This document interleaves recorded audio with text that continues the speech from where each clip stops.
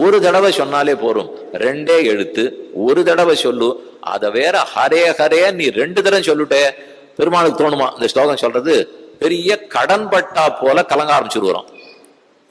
இவன் ஹரையே நமகான்னு சொல்லிட்டானே, அப்ப நம்ம கிட்ட ரொம்ப பொறுப்பு கட்டிவிட்டான் அப்படின்னு அவருக்கு தலையில பாரம் சுமந்தாப்புல இருக்குமா.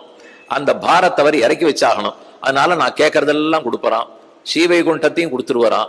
அங்கேயும் நான் போய் சேர்ந்துடுவேன். சேர்ந்த அப்புறமா அவர் முகம் கொஞ்சம் சுமாரா இருக்குமா. என்ன ஏன் இங்க வந்தாலும் சிரிக்க மாட்டேங்கிறீர்? கீழே தான் சிரிக்கல. இங்கேயும் இல்ல, உனக்கு எல்லா ஐஸ்வர்யத்தையும் கொடுத்தேன், வைகுண்டத்துக்கு அழைச்சுன்னு வந்துட்டேன், இங்கேயும் அனுபவத்தை கொடுத்தேன். ஆனா நீ ஹரியே நமகான்னு சொன்னியே, ஹரையே நமகா கீழே ஹரியே வணக்கம்னு சொன்னியே, அந்த வாங்கின கடனை வட்டி முதலுமா திருப்பி கொடுக்கணும்னு ஆசைப்படுறேன். இன்னும் கொடுக்கலையோன்னு எனக்கு ரொம்ப கவலையா இருக்கு. நீ ஒரு தடவை வேங்கட துறைவார்க்கு நமவென்னலாம் கடமை அது சுமந்தார்கட்கேன்னு ஆழ்வாருடைய பாசனம். நமகான்னு சொல்லிட்டு வேங்கடமலை 7 மலை ஏற போனா அந்த நமகான்னு சொன்னதை தலையில பாரமா ஏத்தி வச்சுட்டு வரோம்.